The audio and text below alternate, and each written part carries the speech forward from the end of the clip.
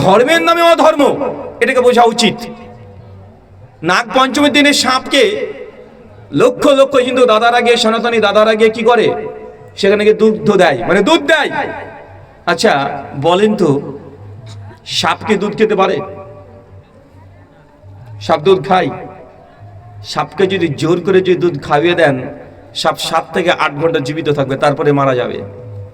কেন? কারণ দুধকে খাওয়ার পরে হজম করার জন্য শরীরে যে এনজাইম দরকার, সাপের শরীরে সেই এনজাইম নাই। জোর করে যদি বাঘকে আপনি যদি এখন শাকসবজি খাইয়ে দেন, বাঘকে হজম করতে পারবে? পারবে না তো। একটা গরু বা ছাগলকে যদি মাংস খাইয়ে দেন, হয়তো গরু ছাগলকে হজম করতে পারবে? পারবে না। কেন? কারণ তাদের শরীরে এই মাংসকে হজম করার জন্য গরু ছাগলের শরীরে এই এনজাইম নাই। আবার বাঘের শরীরে শাকসবজিকে হজম করার জন্য এনজাইম নাই। তো সাপ এটা হচ্ছে মাংসাশী প্রাণী। কি প্রাণী? মাংসাশী প্রাণী। ও কি খাবে? পোকা খাবে, ব্যাঙ খাবে, ছোট ছোট ইঁদুর ধরে খাবে, এইসব প্রাণীকে ধরে খায়। সাপকে যদি জোর করে দুধ খাওয়াবে দেন, সাপ জিন্দেগিতে হজম করতে পারবে না। কয়েক বছর আগে ইউপিতে এরকম একটা ঘটনা ঘটেছিল। টাইমস অফ ইন্ডিয়াতে নিউজ আর্টিকেল হিসেবে এসেছিল যে একটা মন্দিরে ওখানে লাখ লাখ কেজি দুধ সাপকে এসে দিয়ে যায়। তা আমাদের কিছু হিন্দু সনাতনী দ্বারা বিজ্ঞান মনস্ক, তারা বিজ্ঞান সায়েন্সের বই পড়েছে, সাপ তো দুধ খেতে পারে না, তো মন্দিরে যেত দুধ দিচ্ছে, দুধ যায় কোথায়, খায় কে? যখন তারা তদন্ত গবেষণা করতে শুরু করলে দেখছে মন্দিরের ভেতরে যেখানে দুধ ঢালছে তার পাশ দিয়ে একটা বড় পাইপ তৈরি করা আছে। পাইপ মন্দিরের পেছন দিক থেকে বড় বড় ড্রাম লোড হচ্ছে, আর ওই ড্রাম ট্রাকে করে গিয়ে দোকানে বিক্রি হচ্ছে। আবার সেই দুধ আবার মন্দিরের সামনে যে দোকানগুলো আছে তাদের কাছে বিক্রি করছে। আবার তারা ভক্ত এসে কিনছে, আবার দোকানে যায়, আবার মন্দিরে যায়, বারবার এক দুধ 100 বার বিক্রি হচ্ছে। ধর্মের নামে অধর্ম। আমি কোনো ধর্মের সমালোচনা করছি না। যারা বিজ্ঞান সায়েন্স পড়েছেন আর এখনো মানুষের চোখে যে ধুলো দিয়ে চলে যাবেন, এ যুগ আর নেই। এখন আপনি কোনো কিছু জানতে চাইলে এখন গুগলের যুগ, আছে না নাই? কথা বলেন। গুগল হাফেজাহুল্লাহ আছে, তাকে যদি এখন প্রশ্ন করে দেন যে গুগল বলো তো মামু সাপ কি দুধ খায়, উত্তর দিতে পারবে কি পারবে না? আরে ও ডাইরেক্ট উত্তর দিয়ে দিবে। আর এখন গুগলের চাইতে আরো লেটেস্ট চলে এসেছে, যুগ যত যাচ্ছে উন্নত তত হচ্ছে এআই, চ্যাট জিপিটি আছে না নাই, ডিপসিক আছে না নাই, গ্রক আছে না নাই, কমপক্ষে 51খানা এআই প্ল্যাটফর্ম এখন মজুদ আছে। আপনি এখনই প্রশ্ন করেন যে সাপ কি দুধ খায়, অ্যান্সার কি দেয় দেখে নিয়েন। এখন আমি যদি কথা বলে চলে যাই, অনেকে ভাবতেন যে আমরা ওই ধর্মটা সমালোচনা করছি। না, কারণ আমি বিজ্ঞানের বই পড়েছি, আমি বায়োলজিতে পড়েছি, প্রাণীবিদ্যাতে পড়লে আপনি জানবেন যে সাপ দুধ খেতে পারে না। চল একটু পরীক্ষা করে দেখি। এখন টেকনোলজির যুগ, সেকেন্ডে সবকিছু হয়ে যায়।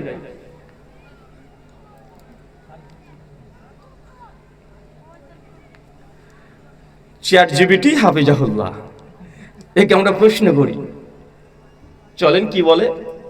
হাই চ্যাট জিপিটি, শুনতে পাচ্ছ? হ্যাঁ শুনতে পাচ্ছি। আপনি কেমন আছেন? কিভাবে সাহায্য করতে পারি আজ? একটা প্রশ্ন জানতে চাচ্ছি, আসলে সাপ তথা স্নেক কি দুধ খেতে পারে? একটু বলবে। আসলে সাপ বা স্নেকরা দুধ খায় না। তাদের খাবার মূলত পোকা, ছোট প্রাণী বা অন্য ধরনের শিকার যা তারা শিকার করে খায়। দুধ খাওয়ার মতো প্রাকৃতিক অভ্যাস তাদের নেই। আচ্ছা, কিন্তু আমরা দেখি অনেক মন্দিরে সাপকে দুগ্ধ দেওয়া হয়, এ বিষয়ে তোমার মন্তব্য কি?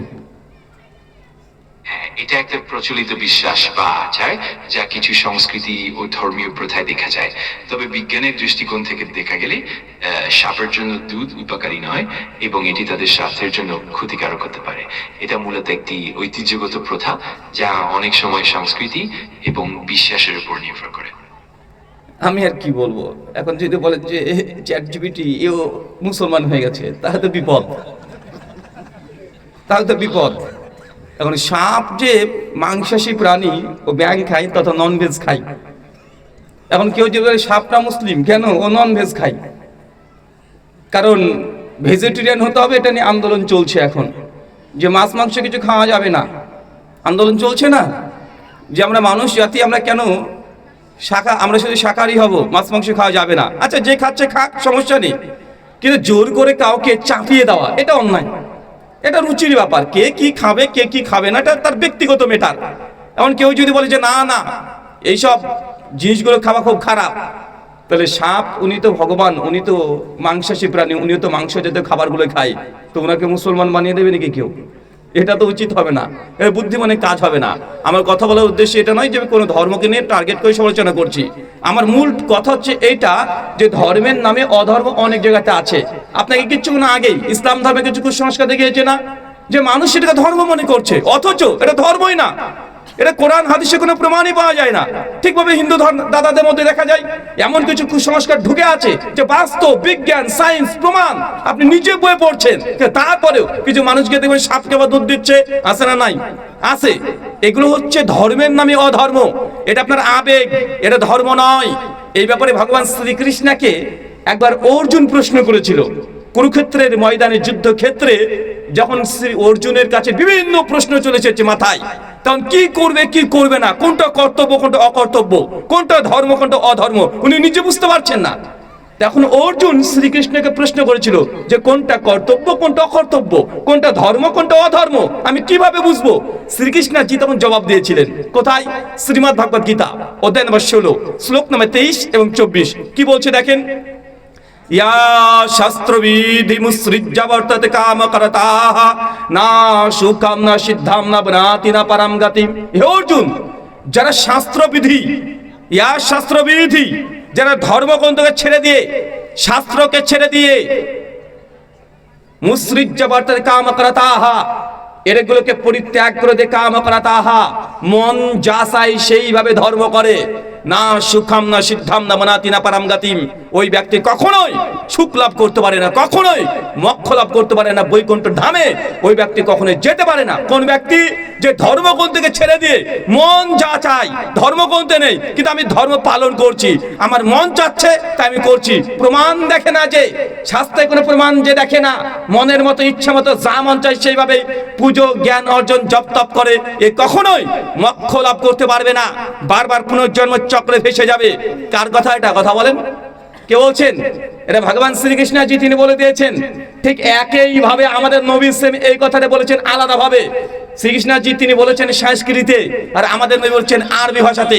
সেই মুসলিম হাদিস নাম্বার 1718, সেই বুখারী হাদিস নাম্বার 2697, সুনান আবু দাউদ হাদিস নাম্বার 4606, মিশকাত হাদিস নাম্বার 140, নবী বলছেন মানে আমিলা আমালান লাইসা আলাইহি আমরুনা ফাহুয়া রাদ্দুন। কোন ব্যক্তি এমন কোন আমল করলো যে আমলের ব্যাপারে আমি নবী আদেশ করি নাই, ফাহুয়া রাদ্দুন, সে আমলটা যতই ভালো হোক তারপরে বাতিল। কত বুঝতে বলেন আমার? আমি এখানে দুটো জিনিস বুঝিয়েছি আপনাকে, ধর্ম কোনটা যে ধর্মগ্রন্থে আছে, অধর্ম কোনটা যে ধর্মগ্রন্থের এই মানুষ তৈরি করেছে, ধর্ম মনে করে যাপন করছে, অথচ ধর্মের সঙ্গে সম্পৃক্ত নাই। চলেন খ্রিস্ট ধর্ম থেকে একটা দেখি, দেখবেন নাকি? দেখা একটা, নচেত বলবেন যে আমরা নির্দিষ্ট কোনো ধর্মের সমালোচনা করছি। আর এবার আমি মুসলমানের সমালোচনা প্রথমে শুরু করেছি, অন্য ধর্মের একটা করেছি, ইসলামের 4টে করেছি না? কারণ কুসংস্কার যেটা আপনাকে মানতে হবে, যেটা ধর্ম নিয়ে মানতে হবে আপনাকে, যতক্ষণ না মানছেন তখন ধর্ম আর অধর্ম নিয়ে মারামারি করে 5 পয়সা লাভ নাই। আচ্ছা বলেন তো, বড়দিন 25শে ডিসেম্বরকে বলা হয় কি হয় না? আচ্ছা কয় তারিখে 25শে ডিসেম্বরে কি দিবস বলেন? বড়দিন কি? আপনার কথা বলেন না কেন? কি কেউ মারা গেছে এলাকাতে? হ্যাঁ, না বউ পিটিয়েছে? তো এর মন মরা কেন রে ভাই? না ভয় পাচ্ছেন? আরে ভাই আমি কোথা থেকে এসেছি আপনারা ভয় পেলে হবে?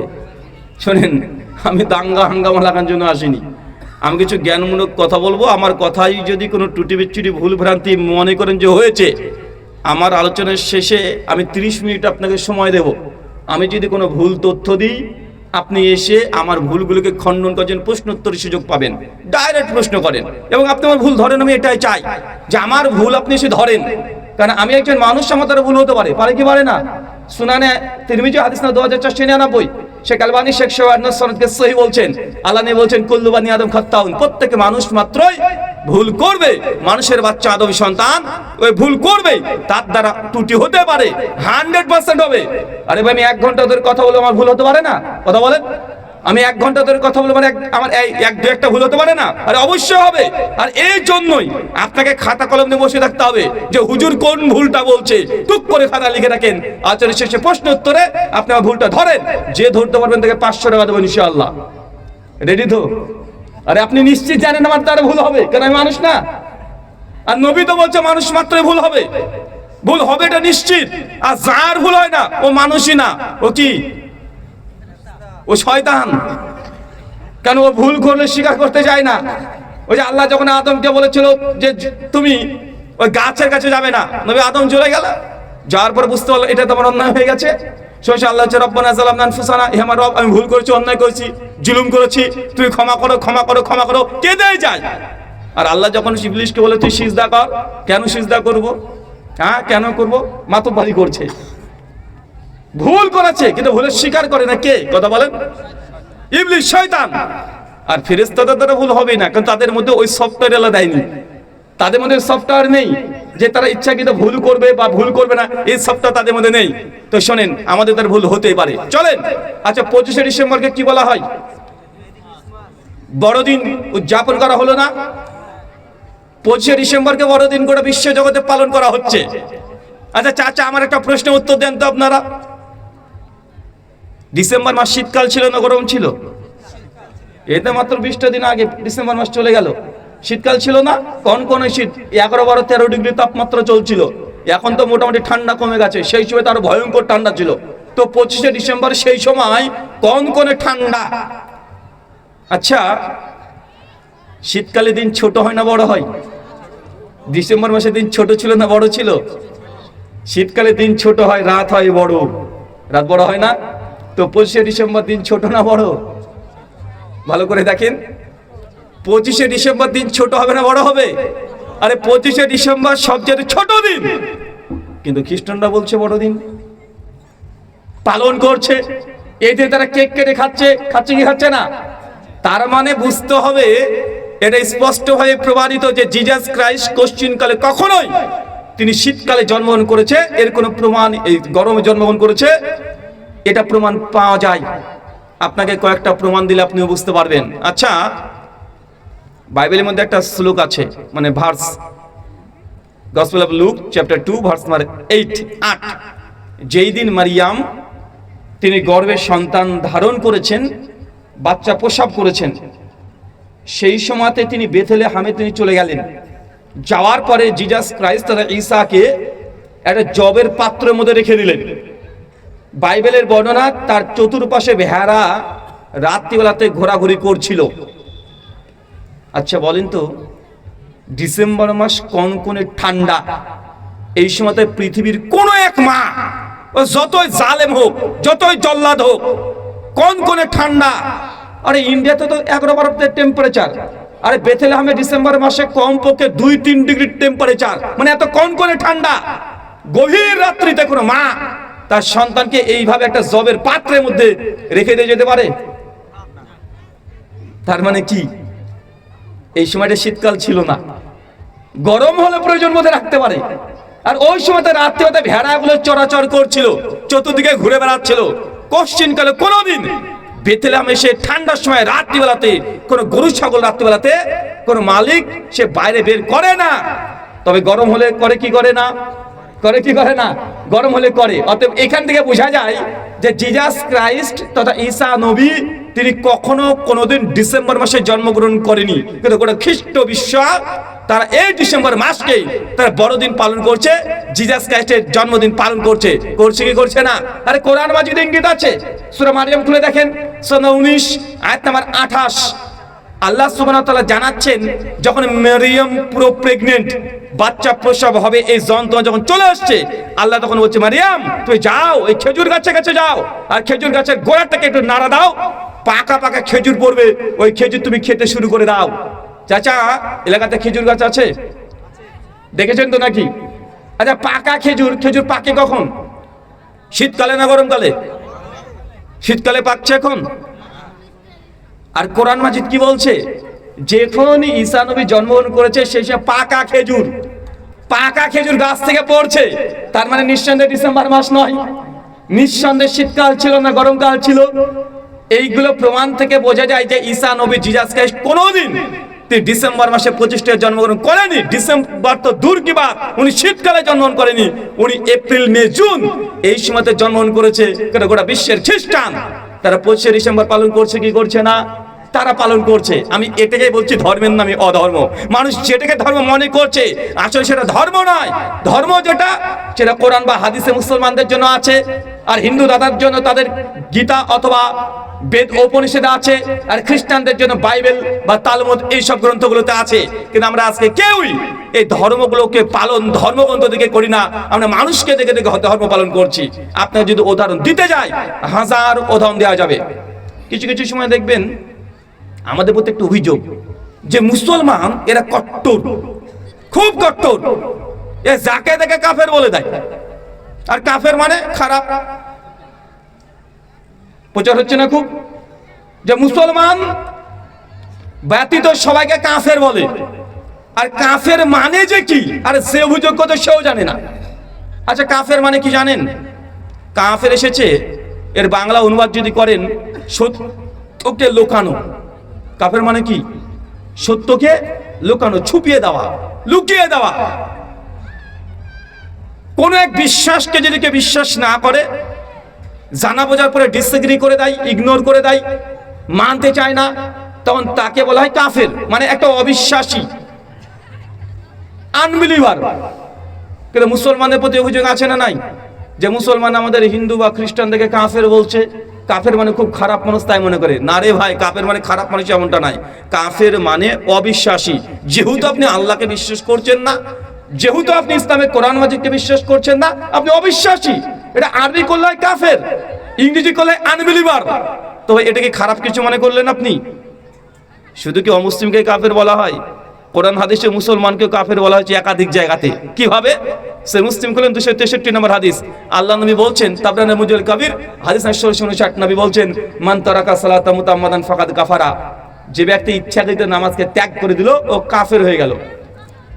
তো আমাদের অমুসলিম দাদারা কি নামাজ পড়ে নাকি? পড়ে নাকি? তো এখানে কাকে বলা হলো? আরে মুসলমান, তুই নামাজ যে না পড়িস তুই কাফের।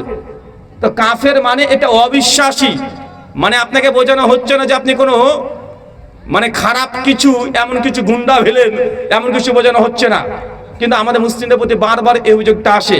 কিন্তু আমি বুঝি না, একই কথা শ্রীকৃষ্ণজি তিনিও বলেছেন একাধিক জায়গাতে।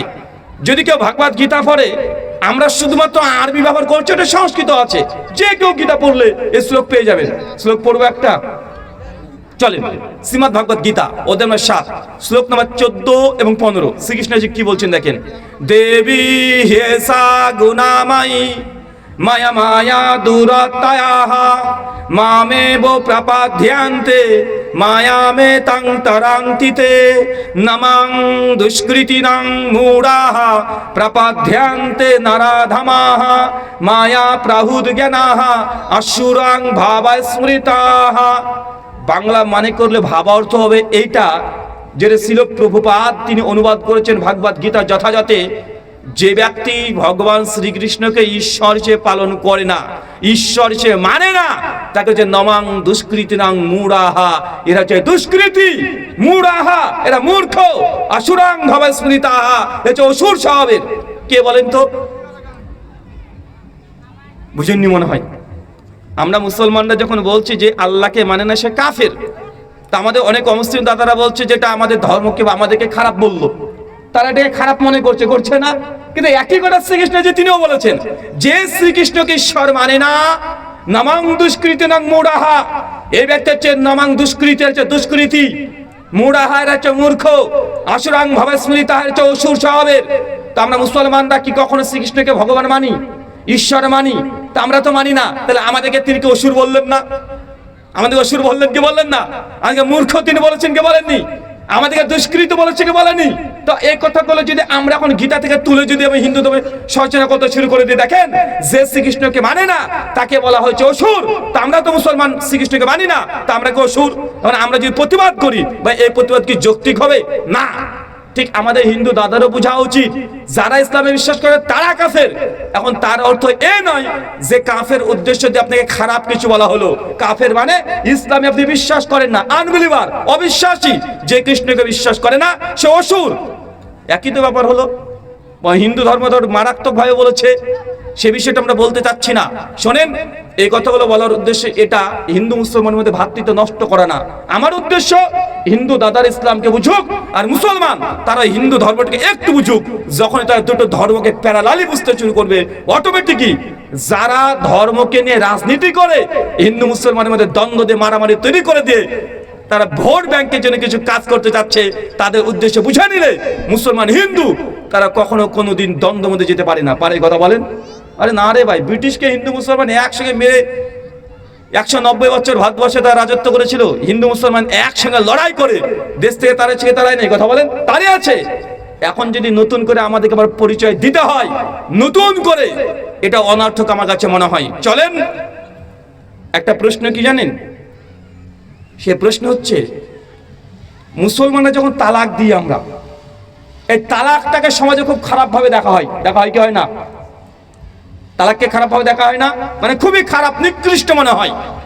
আচ্ছা, আমার প্রশ্ন, যদি তালাক সিস্টেম ইসলামে না থাকতো, ইন্ডিয়ান লয়ে তালাক আছে না নাই? ব্রিটিশ লয়ে ডিভোর্স আছে না? যদি বলেন তালাক সিস্টেম বা ডিভোর্স সিস্টেম খারাপ, ধরেন একজন স্বামী স্ত্রীর সঙ্গে বিয়ে হয়েছে, তার সঙ্গে মেল বন্টন হচ্ছে না ভালো, এটা স্বাভাবিক হতেই পারে। তার সে মিউচুয়াল তারা কোনো বিষয়ে তারা একমত হতে পারছে না, 2 বছর 5 বছর সংসার করার পর তার দুজনের সঙ্গে আন্ডারস্ট্যান্ডিং ঠিক হচ্ছে না। এখন বলেন তো, যদি তালাক সিস্টেম না থাকে তাহলে কি করবে এখন এই মেয়েটা?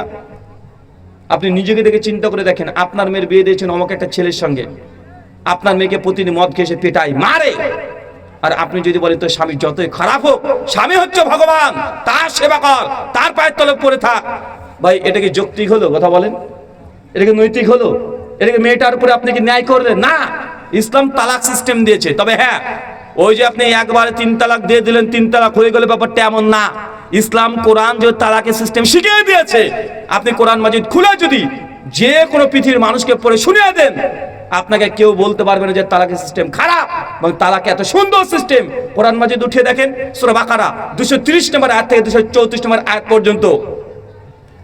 ধরেন স্বামী স্ত্রী দুজন, দেখছেন আপনার স্ত্রী কোনো এক খারাপ কাজের সঙ্গে যুক্ত হয়ে গেছে, হতে পারে পরকীয়া, হতে পারে কি পারে না, বা আপনার কথা শুনছে না সে, বা আপনি তাকে বলছেন যে তুমি নামাজ পড়ো, নামাজ পড়ছে না, সব সময় সে বাইরের একটা টান, এমন হতে পারে কি পারে না? কথা বলেন?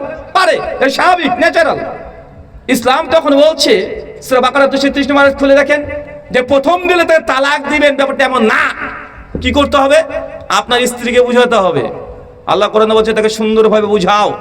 মানে আপনার বউকে গিয়ে বলবেন যে মাই জান, আই লাভ ইউ, তোমাকে অনেক ভালোবাসি, তোমাকে ছাড়া আমি বাঁচবো না গো, তুমি এই অন্যায় কাজটা করছো, আমি ছাড়া একজন সে ফোনে কথা বলছিলা, হোয়াটসঅ্যাপে মেসেজ করছিলা। তাকে ভালোবেসে যত পারেন তা না 1 মাস তাকে আপনি বোঝান, ভালোবেসে আদর করে যত্ন করে মাঝে মাঝে ঘুরতে নিয়ে যান, তাকে আর ভালোবাসা উতলিয়ে দেন, বেশি করে দেখান। এখন আপনার স্ত্রী যদি সত্যি যদি আপনার প্রতি ভালোবাসা থাকে, সে যদি খারাপ না হয়, বলেন তো পরিবর্তন হবে কি হবে না? যদি কোনো একটা পরিবারের সঙ্গে লিপ্ত হয়ে যায় বা খারাপ কোনো কাজে লিপ্ত হয়ে যায়, আপনার এই যে ভালোবাসাতে সে ফিরে আসতে পারে কি পারে না? পারে। আপনি 1 মাস ট্রাই করেন, যখন দেখছেন 1 মাস ট্রাই করছেন তাও বেকায় আছে, সোজা হয় না, ওই বারবার আবার দেখছেন হোয়াটসঅ্যাপ ধরা পড়ে গেছে, কাছে ইমোতে গল্প করছিল, ফোন কলে গল্প করছিল, 1000 রকমের কারণ হতে পারে। পারে কি পারে না? কথা বলেন? পারে। কোরআন বলছে সূরা বাকারা 231 নম্বর আয়াত, তারপরে পড়েন, বলছে এই সময় আপনার স্ত্রীর উপরে কঠোর হন। কি হবেন? তখন ভালোবেসে নাড়াইলেন না, তখন কি ধমক, তোমাকে আমি 1 মাস দিয়ে বোঝাচ্ছি না, ভালো করে তুমি কথা শুনতে পাও না, তোমাকে কতবার বোঝায়, তোমাকে ঘুরতে নিয়ে গেলাম তুমি বুঝো না, তোমার ছেলে মেয়ে আছে না, মানে তাকে এইভাবে তাকে আপনি ধমকে দিয়ে 1 মাস বোঝাতে থাকেন। যদি সত্যি যদি মেয়েটা যদি ভালো হয়, পরিবর্তন হবে কি হবে না? হবে কি হবে না? 1 মাস চলতে থেকেছে, তারপরেও দেখছেন যে না, বেকায় আছে, ও সোজা হয় না। সূরা বাকারা 232 নম্বর আয়াত পরপর পড়তে শুরু করেন। এবার আল্লাহ বলছেন এরপরে বিছানা আলাদা করে দাও। বিছানা আলাদা মানে আপনি যে ঘরে ঘুমাবেন ওই ঘর থেকে তাকে আলাদা স্বতন্ত্র রেখে দেন, তার সঙ্গে একটা ডিসকানেক্ট নিজেকে করে নেন, ডিস্টেন্স করে নেন। মানে এক ধারে খাবেন, মানে এক ঘরে যে ঘুমাবেন শুধু এমনটা নয়, সে আপনাকে ভাত দিয়েছে, নেন ভাত নেন, না দরকার নেই, নিজের কাজ নিজে করে খান। কথা বুঝতে পারলেন? মানে তার থেকে দূরত্ব তৈরি করুন, শুধু বিছানা কথা নয়, শুধু ফিজিক্যাল রিলেশন না, আপনি খেতে দিয়েছে আমার প্রয়োজন নেই, আপনি একা একা খাচ্ছেন, মানে তাকে বুঝাচ্ছেন যে তোমাকে আমি 3 মাস দিয়ে বুঝাচ্ছি, তুমি শুনছো না, তোমার থেকে আমি দূরত্ব তৈরি করলাম, 1 মাস টানা চলতে থাকবে। এখন বলতে এই যে 3টে মাসের প্রসেস, কোন নারী যদি সত্যি তার স্বামীর সঙ্গে সংসার করতে চায়, সে শুধরাবে কি যাবে না? পরিবর্তন হবে কি হবে না? 100% হবে। দেখাচ্ছে না তাও তো হয় না। তারপরে কোরআন বলছে এবার স্ত্রীকে আঘাত করতে পারবেন। এখন আঘাত মানে মেরে নাক মুখ ফাটে হসপিটালে ভর্তি করে দেবেন এমনটা না, মানে মারতে পারবো নাক মুখ ফাটে বলে হসপিটালে ভর্তি করে দেবো, ব্যাপারটা এমন না। যেন হাদিসে সুনান ইবনে মাজার স্পষ্ট হাদিস, যে স্ত্রী বা নারী বা কোনো মেয়ে যে কোনো তার মুখে আঘাত করা যাবে না। কথা বুঝতে পারলেন? মুখে মারা যাবে না। মার মানে বেধড়ক মারবেন এমনটাও না। ফিকার কিতাবগুলোতে আসছে যে মারবেন এমন ভাবে যেন বগলের পশম দেখা না যায়। কারণ বগলের পশম মানে কি, তার মানে কি, এখন এইভাবে যদি মারেন এইভাবে তুলে কি বগলের শুভ্রতা বোঝা যাবে না? যাবে কি যাবে না? মানে হাত যদি তুলতে যান, প্রেসার দিতে যান, তাহলে বগলের শুভ্রতা প্রকাশ পাবে কি পাবে না? পাবে। মানে আপনাকে বলছে যে এইভাবে মারবেন যেন বগলের শুভ্রতা প্রকাশ না পায়, মানে এতটুকু খুব। এখন কতটুকু মারতে পারবেন ভাবেন, এখন নাক মুখ ফাটাতে পারবেন? এখন এটা নিয়ে অমুসলিমদের সমালোচনা, দেখো বউ পেটানোর কথা আছে, ইসলামের নারীকে মারার কথা আছে। রে না রে ভাই, যখন চতুর্থ স্ট্যান্ড যখন দেখছে যে না আর শুনছে না, আই লাভ ইউ বলে হয়েছে, কাজ হয়নি, ধামক দিয়ে হয়েছে, কাজ হয়নি, বিছানা আলাদা করে দিয়েছে, কাজ হয়নি, এরপর বলছে শেষে তাকে তুমি আঘাত করতে পারো, তারপরে বেধড়ক না। তারপরে 1 মাস দেখেন ঠিকঠাক চলছে কিনা, দেখছেন না রে ভাই বেকা তো বেকাই, ও যেই গতি সেই গতি। এখন বলেন তো এই যে 5টা পদ্ধতি, সত্যি কোনো মেয়ে যদি স্বামীর সঙ্গে সংসার করতে চায়, এই মেয়েটা কি এই 5 মাসের মধ্যে শুধরাতো কি শুধরাতো না? আরে তালাকের আগে এই পদ্ধতিগুলো আছে, কোরআন মাজিদ স্পষ্ট মজুদ আছে। মন চাইলে তালাক দিয়ে দিলেন, এটা ইসলামের শরীয়তে তালাক না হয়, মানুষ দিচ্ছে তাই, কিন্তু এটা ইসলামী তালাক না, এটা হচ্ছে অধর্ম। ধর্ম হচ্ছে কোরআন মাজিদে যেটা আছে। এখন দেখছেন যে না তাও কাজ হলো না, মেরেছেন কয়েকবার তাও কাজ হচ্ছে না, যা তাই আছে কোরআন মাজিদ। তারপরে বলছে এবার ওই মেয়ের বাপ আর মা আর আপনার বাপ মা, 2 গার্জেন, 4 জন মিলে বাড়িতে একটা মিটিং করেন। আপনার শ্বশুর শাশুড়িকে বলে দেখেন আপনার মেয়েকে দীর্ঘ 5 মাস ধরে বোঝাচ্ছি, আপনার মেয়েকে বারবার বললাম তুমি এই কাজ করো না, তাকে ভালোবেসে বলেছি, ধমক দিয়ে বলেছি, তার সঙ্গে বিছানা আলাদা করছে 1 মাস, তাকে মেরেছে 2 দিন আগে হলো, তারপর আপনার মেয়ে শুনছে না। আপনার মেয়ে যদি পরিবর্তন না হয় আমি তো চূড়ান্ত সিদ্ধান্ত নিতে বাধ্য হব। এখন আপনার বউকে বাপের বাড়ি পাঠিয়ে দেন যদি ইচ্ছা করেন। বাপ মা বোঝাবে যে মা এসব করিস না রে, তোর বাচ্চা আছে, জামাই তো ভালো, কেন এসব করতে যাচ্ছিস? বাপ মা বোঝাবে কি বোঝাবে না? কথা বলেন, বোঝাবে।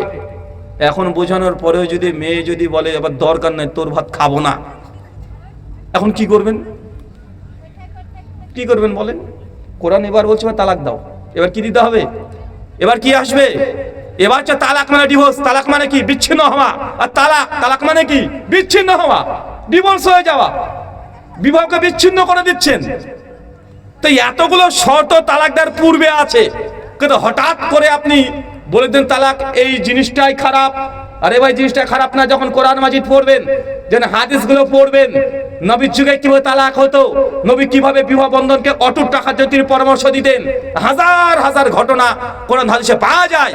তার জন্য আমি আগে বলছি ধর্মের নামে অধর্ম, সমাজে তালাকের নামে যেগুলো হয় এটা ধর্ম না অধর্ম? এটা অধর্ম। আরে কোরআন মাজিদে যেটা আছে এটা হচ্ছে ইসলাম, এটা ওহী নির্ভর ইসলাম।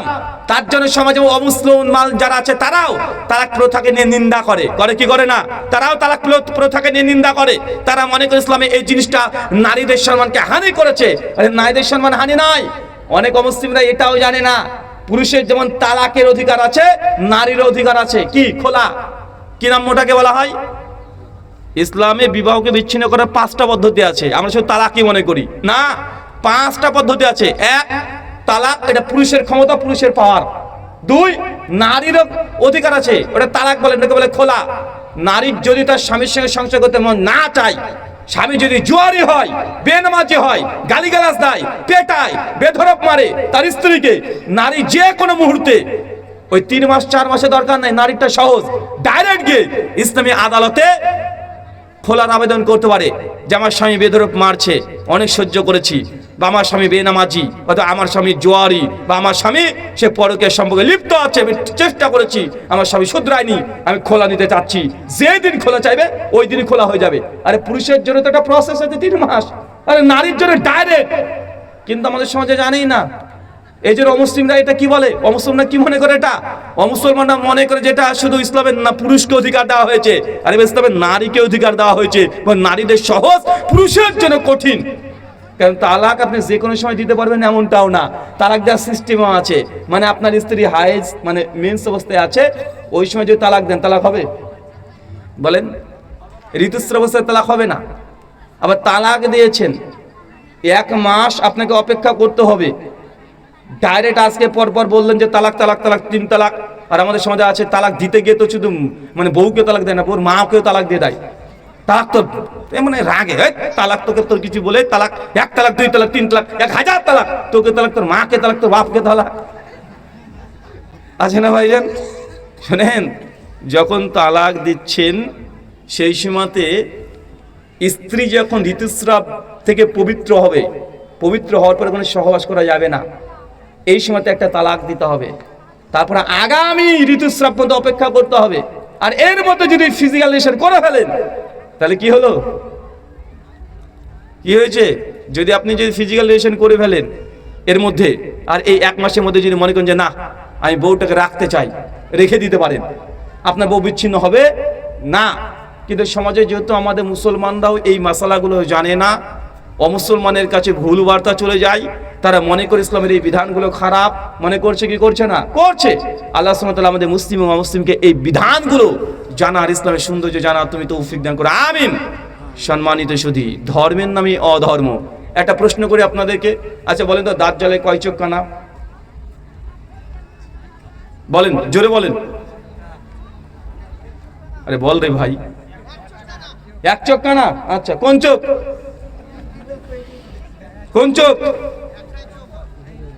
জি, একটাই চোখ, সেটা বুঝলাম। কোন চোখ? ডান চোখ না বাম চোখ? আচ্ছা, তার চোখটা কোথায়? কপালে। মাশাআল্লাহ। আচ্ছা, এইগুলো যে আপনারা শুনেছেন, কোথায় মানে কোথায় পেয়েছেন বলেন তো আমাকে? দাজ্জালের কপালের চোখ, দাজ্জালের একটা কোথায় পেয়েছেন? কেউ একটা প্রমাণ দিতে পারবেন আমাকে? আমি খুব খুঁজছি, বছর 10 থেকে খুঁজছি যে দাজ্জালের একটা চোখ, এটা কোথায় পেয়েছেন? আর চোখটা যে কপালেই, এরই বা প্রমাণ কোথায়? সহিহ বুখারী খুলে দেখেন, কিতাবুল ফিতান হাদিস 7123, আল্লাহ নবী বলছেন দাজ্জালের ডান চোখ কানা, আর সেটা আঙ্গুর ফলের মতো ফোলা। কোন চোখ চাচা? ডান চোখ। দেখতে কেমন? আঙ্গুর ফলের মতো ফোলা। সুনান ইবনে মাজাহ কিতাবুল ফিতান হাদিস নম্বর 4071, নবী বলছেন দাজ্জালের বাম চোখটাও কানা, বাম চোখটাও কানা, তো ত্রুটিপূর্ণ। মানে ডান চোখ একদমই কানা, বেচারা কিছুই দেখতে পায় না, একদম কানা, মানে জাত কানা। আর বাম চোখটা কি? ত্রুটিপূর্ণ। এটা দেখতে কেমন? বলছেন যে তার চামড়াটা উপর থেকে ঝলসানো। কথা বুঝতে পারছেন? ইমাম ইবনে হাজার আসকালানী আজ থেকে প্রায় 800 বছর আগে জগৎ বিখ্যাত সহিহ বুখারী ব্যাখ্যা গ্রন্থ ফাতুল বারী হাদিস 7123 ব্যাখ্যা করতে গিয়ে তিনি বলছেন যে আমাদের সমাজে প্রচলিত ধারণা যে দাজ্জালের 1 চোখ, অথচ হাদিস দ্বারা প্রমাণ নাই, হাদিসে আছে 2টো চোখ। দাজ্জালের কয় চোখ চাচা? কয় চোখ? এখন ধর্মের নামে অধর্ম বুঝতে পারছেন? এটা আপনিও জানতেন না, আপনি মনে করতেন যে দাজ্জালের একটাই চোখ, আর বউকে তো দাজ্জাল বলে দেন। মানে কেউ একটু মিথ্যা কথা বলে, পাকা কানা দাজ্জাল রে, মানে আপনি এটা এবারে একটা স্লোগান হয়ে গেছে, হয়ে যায় নাই? মানে কাউকে কিছু বলতে হবে না, দাজ্জাল বলে যে আপনি রেগে মানে গর্জে উঠবে। আচ্ছা, আরেকটা প্রশ্ন করি, করব? আচ্ছা বলেন তো আশরাফুল মাখলুকাত কে? টেনশনে পড়ে গেল। মানে সৃষ্টির সেরা মাখলুকাত কে? আরো জোরে বলেন। চাচা আপনারা মুখ খুলছেন না কেন? আপনারা তো মুরব্বী মানুষ, আপনারা তো আগে বলবেন। মানে ভয়ে বলছেন না নাকি যদি ভুল হয় আবার? আচ্ছা, আশরাফুল মাখলুকাত কে? মানুষ। সবাই একমত তো আমরা? আচ্ছা, একটা প্রমাণ দেন কোরআন থেকে বা হাদিস থেকে। দেখেছেন আজ পর্যন্ত?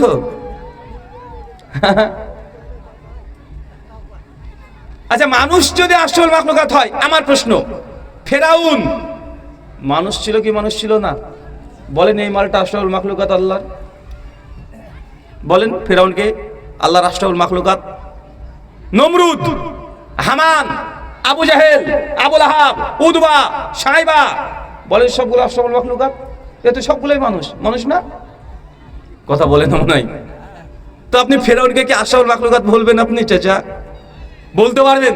আরে না। ইমাম ইবনে কাইয়িম আজ-জাওজির রাহিমাহুল্লাহ তাহলে ইলমুল মুওয়াক্কিল ফি রব্বুল আলামিন দ্বিতীয় খণ্ডে 168 পৃষ্ঠা আলোচনা করছেন। তাহলে মানারুল মুনিফের প্রথমেই তিনি আলোচনা করছেন যে আল্লাহর আশরাফুল মাখলুকাত কে। আলোচনা করতে করতে তিনি বলছেন যে আমরা মনে করি যে মানুষ হচ্ছে আশরাফুল মাখলুকাত, আসলে সমস্ত মানুষ আশরাফুল মাখলুকাত না। মানুষের মধ্যে যারা ঈমানদার, যারা মুমিন, যারা বিশ্বাসী, তারা হচ্ছে আশরাফুল মাখলুকাত। আর যারা মানুষের মধ্যে ঈমানদার না, যারা বেঈমান, তারা শাররুল বারিয়া, তারা সৃষ্টির নিকৃষ্ট। সূরা বাইয়িনা আয়াত নম্বর 7। সূরা বাইয়িনার মধ্যে আছে খয়রুল বারিয়া, শাররুল বারিয়া, সবচেয়ে শ্রেষ্ঠ জীব আর সবচেয়ে নিকৃষ্ট জীব, আছে না নাই? ইমাম ইবনে কাইয়িম তিনি সমাধান দিয়ে বলছেন যে মানুষের মধ্যে যারা মুমিন, যারা বিশ্বাসী, যারা ঈমানদার, তারা হচ্ছে আশরাফুল মাখলুকাত। আর যারা বিশ্বাসী না, যারা আল্লাহর ব্যাপারে বিদ্রোহ ঘোষণা করে, যারা নবীর শানে উল্টাপাল্টা কথা বলে, যারা কোরআন মাজিদকে নিয়ে বাজে মন্তব্য করে, এরা আশরাফুল মাখলুকাত না, এরা শাররুল বারিয়া, এই সৃষ্টি নিকৃষ্ট। কিন্তু ঢালাও ভাবে আশরাফুল মাখলুকাত বলে দিই, বলি কি বলি না চাচা? বলি কি বলি না? আরে কথা বলতে লজ্জা পায় না, কি ব্যাপার? মারলে কথা বলবেন না নাকি আপনারা? একটু হ্যাঁ না কিছু একটা বলবি রে ভাই। মানে আমার সমস্যা হচ্ছে কি যে আমি আলোচনার সময় আমি প্রশ্ন করি, আর সেই সময় যদি আপনার অ্যান্সার না দেন, আমি ভাববো যে আমার কথা মানে বুঝতে পারছেন না আপনারা। তখন আমার ব্রেন একটু আলাদা কাজ করবে যে কি আবার আমি কি বোঝাতে পারছি না, না আপনারা বুঝতে পারছেন না। কিন্তু আপনি যদি হাত একটু নড়ান বা পা নড়ান, হাত নাহলে পা একটু তুলে দেখান, কিছু তো একটা বলে আমাকে মানে বুঝান যে আপনারা বুঝতে পারছেন। আল্লাহ সুবহানাহু ওয়া তাআলা আপনাদেরকে বোঝার তৌফিক দান করুক, আমিন।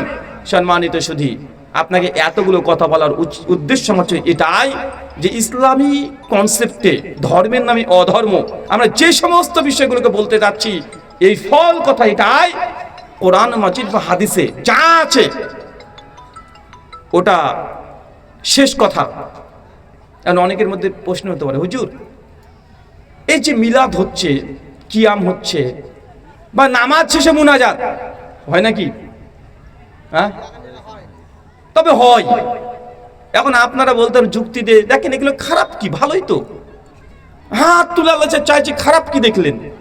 এমন একটা প্রশ্ন আসে না যে এটা আমলই তো, বাপ মাঝে 40 খানা দিলাম, ভালো জিনিস তো, তো ভালো জিনিস করলে ক্ষতি কি?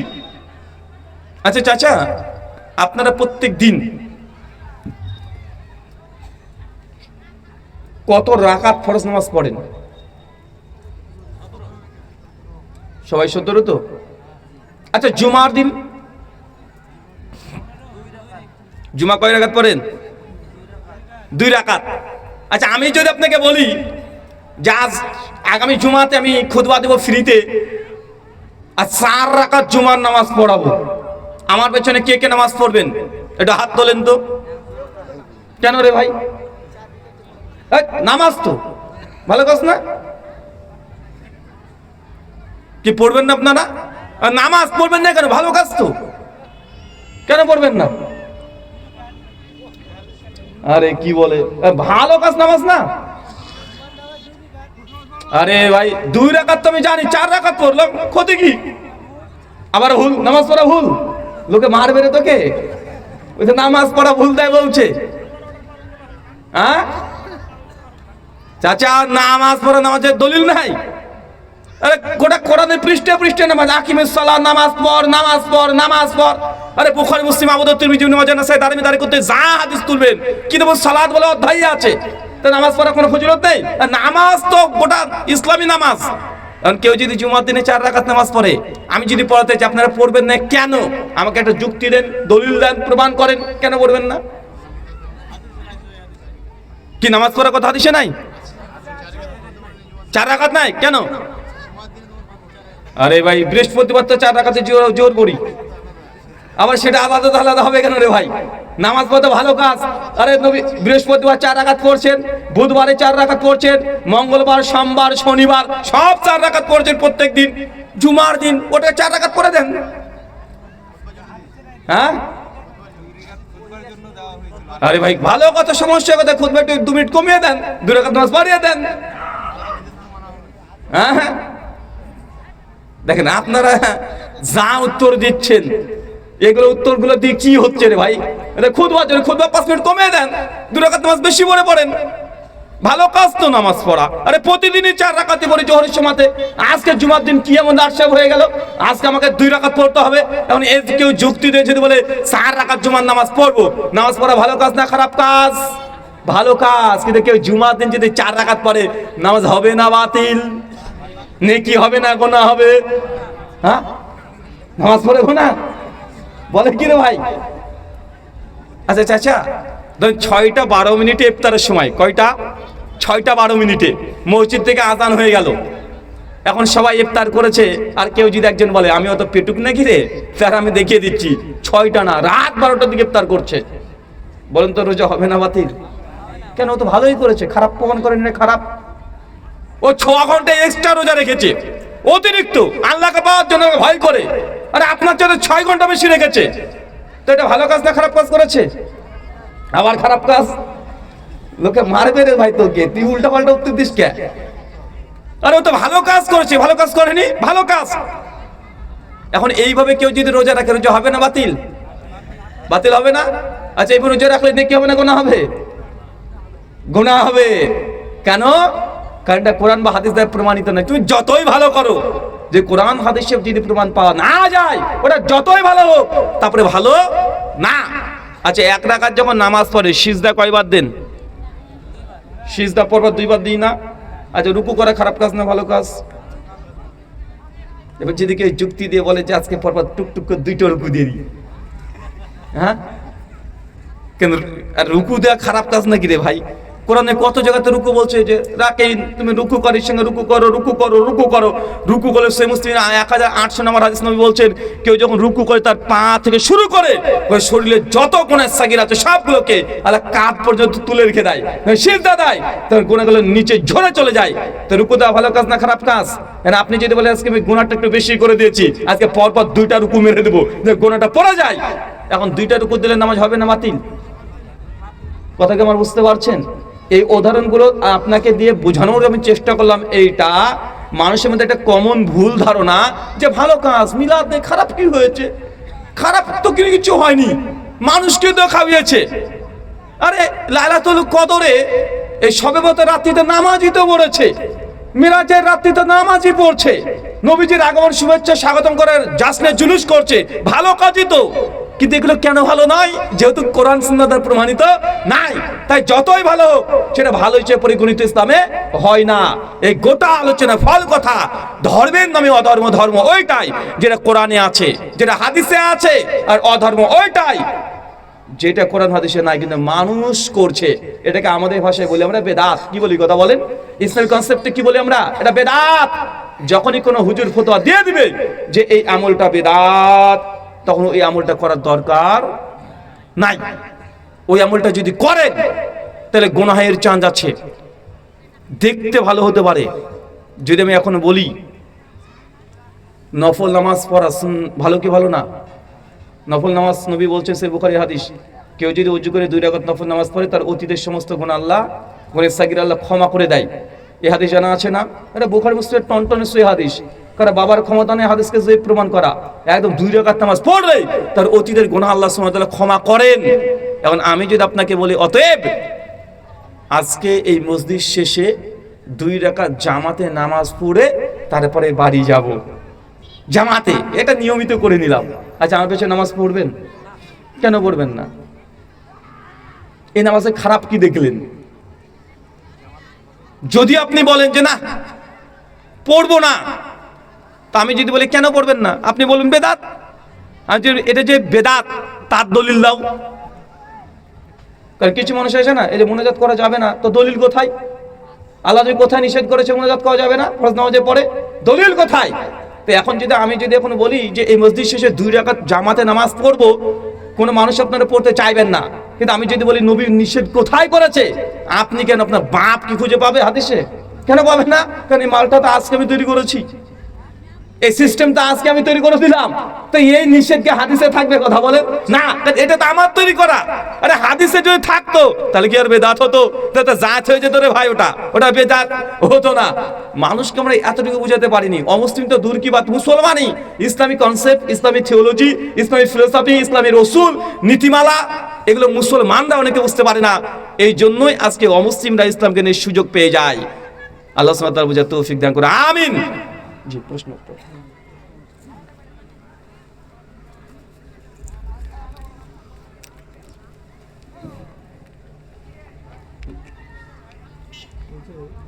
আচ্ছা, আপনাদের মধ্যে যদি প্রশ্ন থাকে, সরাসরি প্রশ্ন, তাহলে আগে করবেন। আর আমি একটা ঘোষণা আগে থেকে আপনাদেরকে জানানো থাকে যে আমি রাত্রি 11টা পরে প্রোগ্রাম করি না।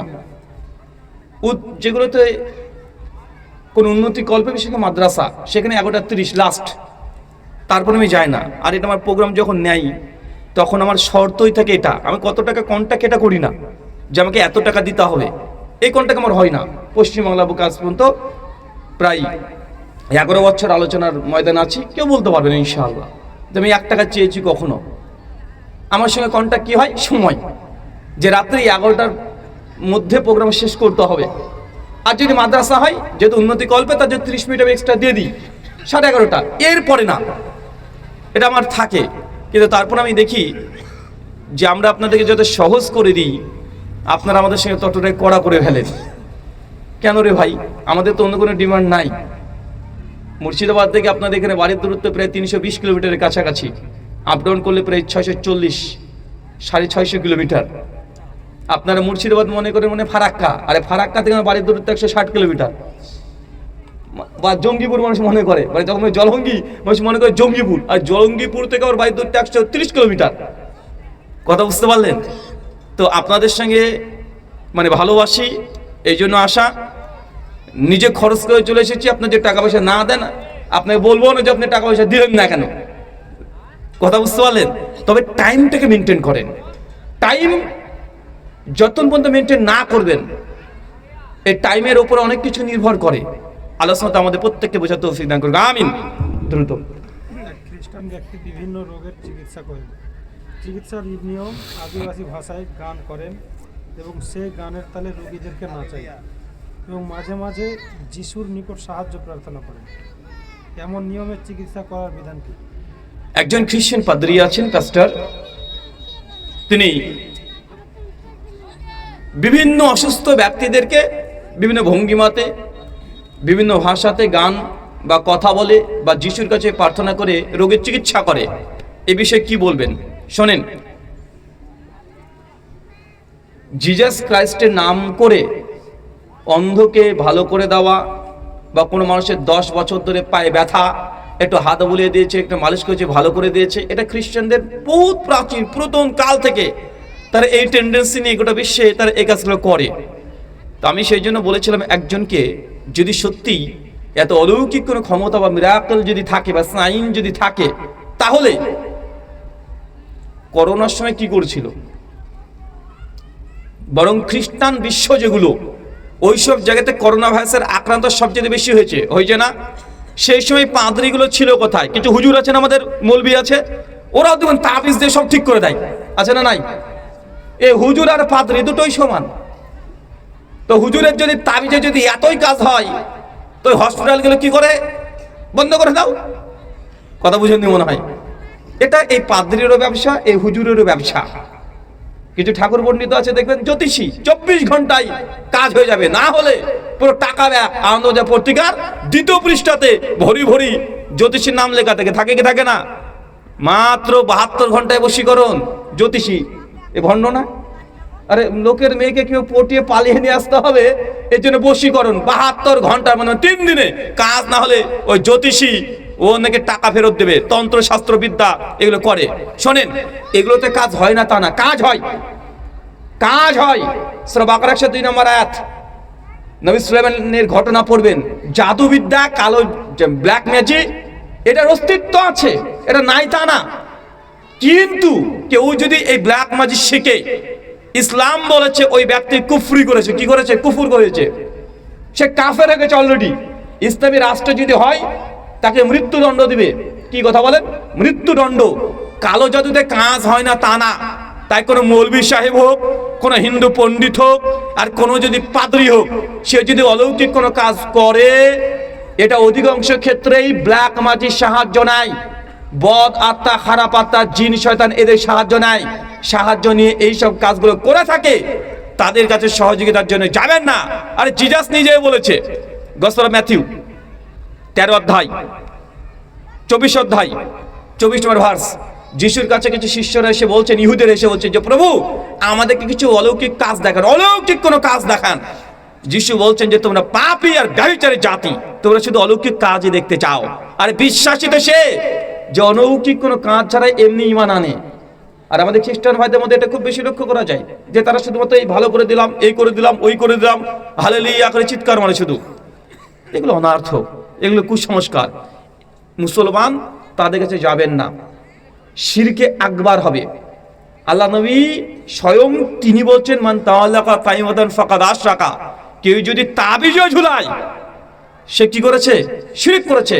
জামে তিরমিজি হাদিস না 2072, সহিয়া সিলসিলা সহিয়া হাদিস নাম্বার 492, শেখ আলবানী সহি বলেছেন, কেউ যদি তামিমা ঝুলায় তাই যদি শিরক হয়। এখন আপনি খ্রিস্টানদের কাছে বাপটিস্ম দিচ্ছে, তারা সেই পানি দিচ্ছে, এটা কিভাবে বৈধ হতে পারে? কথা বলেন, বৈধ হতে পারে? ইসলামে আছে রুকিয়া। রুকিয়া কি? নিজে আমল করেন। প্রত্যেক নামাজের শেষে সূরা ইখলাস, নাস, ফালাক, আয়াতুল কুরসি প্রতিদিন আমল করতে থাকেন। কোনো বদ আত্মা আপনার কাছে ভিড়তে পারবেন ইনশাআল্লাহ।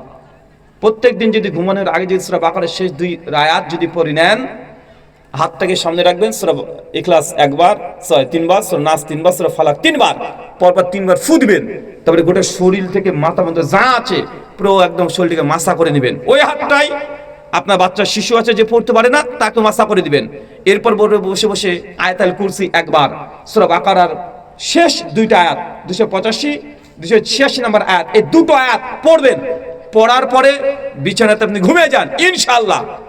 যদি এই আমল যদি আপনার ধারাবাহিকতা থাকে, কোশ্চিন কালেও কোনো বদ নজর, বদ আত্মা এগুলো আপনার উপরে প্রভাব বিস্তার করতে পারবে না। কিন্তু আপনারা হুজুরের কাছে যে হুজুর আমার বাড়ি বন্ধ করে দেন, আরে বাড়ি বন্ধ করার দোয়াই এইগুলো যেটা শিখিয়ে দিলাম। এখন হুজুর আপনাকে বাড়ি বন্ধ করে এই জিনিসগুলো করে, হুজুর টাকা লাই নেয় না ভাই, কিন্তু হুজুর করে কি? এই কটাই করে। এটা আপনিও পারবেন। সূরা ইখলাস মুখস্থ আছে না? সূরা নাস মুখস্থ আছে না? সূরা ফালাক মুখস্থ আছে না? মানে তিলকুল মুখস্থ আছে না? নাই আছে। আরে আয়াতুল কুরসি মুখস্থ আছে না আপনার? আরে আছে। সূরা বাকারার শেষ 2টা আয়াত যদি পড়তেও না পারেন, মোবাইল থেকে চালিয়ে দেবেন ইউটিউবে অন্তত পক্ষে। কথা বুঝতে পারলেন মনে হয়? মোবাইল আছে না? ইউটিউব দামাত বারকাত আলিয়া গেছে, চলে যাবেন, লিখবেন সূরা বাকারা 286, 85, 86 নম্বর আয়াত, তেলাওয়াত হবে ইনশাআল্লাহ। তেলাওয়াত হলেও কাজ হবে ইনশাআল্লাহ। এই আমল করতে থাকেন, ইনশাআল্লাহ এইসব খারাপ জিনিস থেকে দূরে থাকতে পারবেন। শুকরান। পথযাত্রার সময় দুর্ঘটনার জন্য ক্ষতিপূরণ এর বিধান কি আছে? কিসের সময়? পথ দুর্ঘটনা মানে পথযাত্রার সময় রাস্তা দিয়ে গাড়ি ঘোড়া নিয়ে যাচ্ছে, পথ দুর্ঘটনার সময় আপনি বাইক চালাচ্ছেন, একটা মানুষকে আপনি অ্যাক্সিডেন্ট করে দিয়েছেন, যদি ইচ্ছাকৃত হয়, কিসাস। কিসাস মানে ইচ্ছাকৃত তার হাত ভেঙে দিয়েছেন, ইসলামী আদালত হলে আপনার হাত ভেঙে দিবে। আর যদি অনিচ্ছাকৃত হয় তাহলে এর পরিবর্তে দিয়াত হতে পারে। কিভাবে? অনিচ্ছাকৃত হলে যার সঙ্গে অ্যাক্সিডেন্ট হয়েছে তার পরিবারের কাছে 3টে অপশন থাকবে। সূরা বাকারা 157 নম্বর আয়াত। এক, আগে দুটো বুঝাই শোনেন। কিসাসটাকে কি আগে বুঝান, তাই দিয়ে টটমিট বুঝে যাবেন। কিসাস মানে আপনি ইচ্ছাকৃত কাউকে হত্যা করে দিয়েছেন, আমার দ্বারা আপনি ইচ্ছাকৃত হত্যা হয়ে গেছেন। এখন আপনার পরিবার এর কাছে 3টে অপশন। এক, ডাইরেক্ট আদালতে মামলা করবেন যে আমার ভাইকে হত্যা করেছে, একে হত্যা করতে হবে, আদালত হত্যা দিতে বাধ্য যদি প্রমাণ হয়ে যায়। 2, বাড়ির মানুষ ভাবছে না দরকার নেই, ফালতু ওকে যদি হত্যা করে দেওয়া হয়, একটা ভুল তো করেছে, ওকে যদি হত্যা করে দেওয়া, ছেলে মেয়ে বউরা আছে, ওকে না মেরে ফেলে কিছু ক্ষতিপূরণ, ব্লাড মানি, কথা বুঝতে পারলেন? ক্ষতিপূরণ আপনি ডিমান্ড করতে পারেন যে আমার ভাইকে যদি হত্যা করেছে 50,000 টাকা জরিমানা করা হোক, ইসলামী আদালতে আপনি বলতে পারেন, ইসলামী আদালত ওটা করতে বাধ্য। কথা বুঝতে পারলেন? তখন 50,000 টাকা জরিমানা হয়ে গেল, মুক্তি পেয়ে গেলেন আপনি। 3, আপনি যদি মনে করেন যে না আপনি এমনি তাকে মুক্ত করে দিবেন, মানে কোনো ডিমান্ডই করবেন না, না টাকার ডিমান্ড না কোনো মামলা করবেন, বেঁচে যাবে। ইসলাম এখানে 3টে পদ্ধতি দিয়েছে, আর এটা যার পরিবারের সঙ্গে হয়েছে তাদের এখতিয়ার, এটা অন্য কারো এখতিয়ার নাই। এখন অনিচ্ছাকৃত যদি হয়ে যায়, আর এটা আদালতে প্রমাণ হতো, ইসলামী আদালতে, যেটা অনিচ্ছাকৃত হয়েছিল, যদি অনিচ্ছাকৃত হয় এটা সম্পূর্ণ স্থায়ী কোনো ফতোয়া নাই। যিনি আদালতে থাকবেন জাজ, তিনি দেখবেন, বিচার করবেন, তারপরে সিদ্ধান্ত দিবেন। হতে পারে কিছু ফাইন করতে পারেন, কথা বুঝতে পারছেন, বা আপনার যে 3 মাস 6 মাস ছোট্ট কোনো জেল দিতে পারেন, কিন্তু এদের মৃত্যুদণ্ড হবে না। শুকরান। তারপর একটা যে ইচ্ছাকৃতভাবে টাইট প্যান্ট পরে দাঁড়িয়ে পেশাব করে, এর পরিচর্যা কি? ইচ্ছাকৃত দাঁড়িয়ে পেশাব করেন, তো টাইট প্যান্ট পরে? শোনেন, ইসলামী ড্রেসের একটা উসুল বা নীতিমালা হচ্ছে এটা, যে এমন পোশাক পরবেন যেটা আঁটোসাঁটো না, যেটা আপনার শরীরের অবয়ব বোঝা যাবে না। কথা বুঝতে পারলেন? পোশাক মানে আপনার শরীরের অবয়বকে বোঝা না যায়, তার জন্য পোশাককে প্রধান করতে হয়। কিন্তু এখন আমাদের মায়েরা হোক আর ছেলেরা হোক এমন পোশাক পরে, মানে পোশাক পরার চাইতে না পরার চাইতে পরে যেন আর একটু বেশি ভালো লাগে, তাই না? মানে যদি উলঙ্গ থাকে এতটা খারাপ, মানে এতটা একটা পুরুষকে আকর্ষণ করে না। কিন্তু এমন এমন পোশাক পরছে যে পোশাকের সব কিছুটা বোঝা যায়, যায় কি যায় না? ইসলামে এই পোশাক একদম নিষিদ্ধ। ইসলামে পোশাকের কিছু নীতিমালা আছে। 1, এমন পোশাক পরবেন না যে পোশাকে আপনার এত টাইট বা আঁটোসাঁটো হবে না, যে পোশাকের সমস্ত অবয়ব বোঝা যায়। 2, এমন পাতলা পোশাক হবে না যার দরুন আপনার মানে আপনার শরীরের যে চামড়া এটাকে অনুভব করা যায়। এমন পোশাক পরবেন না যে পোশাক নারীরা পুরুষের পোশাক আর পুরুষরা নারীর পোশাক। কথা বুঝতে পারলেন? এই কিছু শর্ত আছে। এমন পোশাক পরবেন না যেটা বেধর্মীদের স্পষ্ট ধর্মীয় পোশাক। এমন পোশাক পরবেন না যে বেধর্মীদের স্পষ্ট একটা রং কালারকে যে ধর্মের অংশ মনে করে। কমপক্ষে এরকম 9টা পোশাকের বিধান আছে। এখন আপনি যদি এই পোশাক পরেন, এটা বৈধ পোশাক নয়। দাঁড়িয়ে প্রস্রাব করছেন, দাঁড়িয়ে প্রস্রাব করা সুন্নাতের খেলাফ। যদি শর্ত না থাকে, আর শর্ত যদি পাওয়া যায়, শুয়ে প্রস্রাব করাও যায়। এখন আপনি মোটরসাইকেল অ্যাক্সিডেন্ট করেছেন, হসপিটালে ভর্তি হয়েছেন, এখন কি বসে প্রস্রাব করতে পারবেন? কি করবেন? এখন শুয়ে আছেন, শুয়ে প্রস্রাব করতে হবে। কিন্তু ইসলামী সুন্নাহ কি? বসা। কি চাচা? বসা। কোনো কারণে দাঁড়িয়ে প্রস্রাব করা যেতে পারে, নাজায়েজ হারাম না, যদি কোনো সমস্যা থাকে মাজুর অবস্থায়। এগুলো গুনাহ, ছোট ছোট গুনাহ। তাই ভাইদেরকে উদ্দেশ্যে বলি, ইসলামী আদর্শকে গ্রহণ করার চেষ্টা করেন। প্রত্যেকটা ছোট ছোট সুন্নাতকে যখন পালন করবেন, অটোমেটিক দেখবেন যে আপনার ঈমানি যে জজবা এটা বৃদ্ধি পাচ্ছে। দ্বীনের প্রতি ভালোবাসা, মহাব্বত, এগুলো ভালোবাসা, সুন্নাতকে ভালোবাসা দরুন অটোমেটিক আপনার হৃদয়ে চলে আসবে। আল্লাহ সুবহানাহু ওয়া তাআলা কবুল করুক, আমিন। আরেকটা আছে, বড় ছেলে বাবার চিকিৎসার বাবদ 1,30,000 টাকা খরচ করেছে, কিন্তু বাবার কাছে 1,20,000 টাকা আছে। এই টাকা কিভাবে বন্টন করবে ওয়ারিসের মধ্যে? বড় ছেলে বাবার জন্য 1,30,000 টাকা খরচ করেছে, আর বাপের এখন সম্পত্তি যেটা আছে 1,20,000 টাকা, এখন বন্টন করবে কিভাবে? এখন প্রশ্ন, বাপ কি মরে গেছে? হ্যাঁ, বাপ যদি মরে না যায় তো ওয়ারিস তো এখন তো মিরাজ বন্টন করা সুন্নাত না। এবং অনেক মুহাদ্দিসগণ বলেছেন যে জীবিত অবস্থাতে মিরাজ বন্টন করাটা জায়েজই না।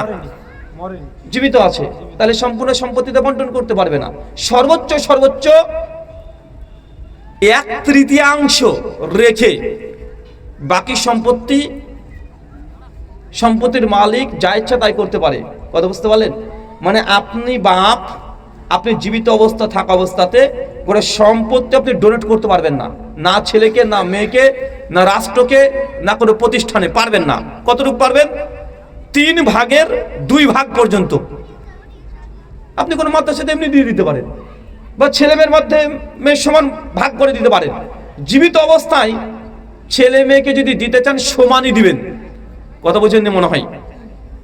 কারণ যখন জীবিত আছেন ছেলে মেয়েকে সমান বন্টন করবেন, আর মৃত্যুবরণ করলে মিরাসের যে নিয়ম আছে সূরা নিসার 11 থেকে 25 নম্বর আয়াত, তখন সেইভাবে হবে।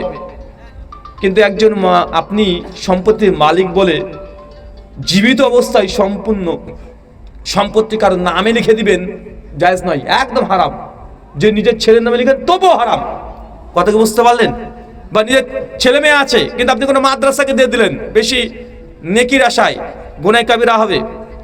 ইসলামী শরীয়তে 3 ভাগের 1 ভাগ কমপক্ষে রাখতে হবে। কথা বুঝতে পারলেন? বাকি 2 ভাগ পর্যন্ত সর্বোচ্চ আপনি দান করতে পারেন বা বন্টন করতে পারেন, যা ইচ্ছা তাই করতে পারেন। শুকরান। ঠিক আছে। আরেকটা সংক্ষেপে আপনার মানে পরিচয়, সংক্ষেপে আপনার পরিচয়। আমার সংক্ষিপ্ত পরিচয়, আমার নাম রাহুল হোসেন, জন্ম 1992 সাল 15 মে, বিএ অনার্স ইন্ডিয়ান হিস্ট্রি, কল্যাণ ইউনিভার্সিটি। আর কি বলবো, পাসপোর্ট 7.5 ইঞ্চি হাইট, ওই একটা কথা যে হিন্দু থেকে মুসলিম 69 কিলো ওজন। আর কি বলবো বলেন? আর হিন্দু থেকে মুসলিম হয়েছে কি না শোনেন, আমার বাবা হিন্দু থেকে মুসলিম হয়েছে, আমরা ভাই বোন মুসলিম। তবে যেহেতু আমাদের পিসি মাসি সকলে এখনো হিন্দু আছে, আমাদের বাড়িতে যা আসা হয়, আমিও গিয়েছিলাম গত সপ্তাহে আমার পিসি বাড়িতে, এখনো তাদের সঙ্গে সম্পর্ক ভালোই, মধুর সম্পর্ক। কমপক্ষে মাসে তারা একবার আমাদের বাড়িতে আসে, আমরা যাই, যে কোনো প্রয়োজনে আমাদের আসা যায়। আমি গিয়েছিলাম গত সপ্তাহে গিয়েছিলাম আমার পিসি বাড়িতে। তো এতটুকুই, আর কিছু লাগবে নাকি? আর এর চাইতে যদি বেশি জানতে চান, আমার একটা ইউটিউবে বক্তব্য আছে, ব্রাদার রাহুল হোসেনের পরিচিতি বলে একটা প্রায় 20 মিনিট আলোচনা আছে, ওটা শুনে নিতে পারেন। বাড়িতে যাবেন, কষ্ট করে এখন এই মাঠের মধ্যে বসে থেকে শোনার কি দরকার? ইউটিউব হাফেজুল্লাহ চলে এসেছে, বাড়িতে চলে যান, বিছানার মধ্যে লেপটাকে নিয়ে কানে হেডফোন দিয়ে ইউটিউব চালিয়ে দিয়ে নামটা লিখলেই আপনার ঘরে বিছানার মধ্যে আবারও চলে আসবেন ইনশাআল্লাহ। আসবো কি আসবো না? এখন চলে গেলে মানে চলে যাচ্ছে না তো। আপনি যদি মনে চান যে আপনি মানে আপনার বেডরুম পর্যন্ত আমরা পৌঁছে যেতে পারছি ইউটিউব হাফেজুল্লাহর বরকতে, তো সেক্ষেত্রে আপনি বেডরুমে গিয়ে আরামসে 20 মিনিট 30 মিনিট শুনতে পারেন। আর আরও যদি আলোচনা শোনার ইচ্ছা হয়, ইউটিউবে কয়েক হাজার আলোচনা আছে, যে কোনো একটা আলোচনা শুনতে শুরু করে দেন, রাত পার হয়ে যাবে ইনশাআল্লাহ। এত লম্বা আলোচনা শুনতে হবে এমনটা নাই, আপনাদেরকে ভালোবাসি তার জন্য আসলাম, কথা হলো আপনাদের সঙ্গে, দেখা হলো, সাক্ষাৎ হলো। ইনশাআল্লাহ যদি তাকদিরে থাকে এই দেখাটার জন্য আল্লাহ সুবহানাহু ওয়া তাআলা আমাদের প্রত্যেকের জান্নাত পর্যন্ত নিয়ে যায়, এই দোয়া করি, পড়ি আমিন। আমাদের মধ্যে যে অসুস্থ আছে আল্লাহ সুবহানাহু ওয়া তাআলা তুমি আশ-শাফি, তুমি সুস্থতা দানকারী, আমাদের প্রত্যেকে তুমি সুস্থতা দান করো, আমিন। আমাদের মধ্যে যারা মৃত্যুবরণ করেছে আল্লাহ তুমি তাদেরকে ক্ষমা করে জান্নাতুল ফেরদৌস দান করো, আমিন। আমাদের মধ্যে যারা এখন হালাল উপার্জন করতে পারেন আল্লাহ তুমি রাজ্জাক, তুমি রিজিক দাতা, আমাদের প্রত্যেককে হালাল উপার্জন করার তৌফিক দান করো, আমিন। যারা আমাদের মধ্যে ঋণগ্রস্ত ক্ষতিগ্রস্ত আছে আল্লাহ সুবহানাহু ওয়া তাআলা তুমি ঋণের গজব ঋণের আযাব থেকে আমাদের প্রত্যেককে পরিত্রাণ দান করো, আমিন।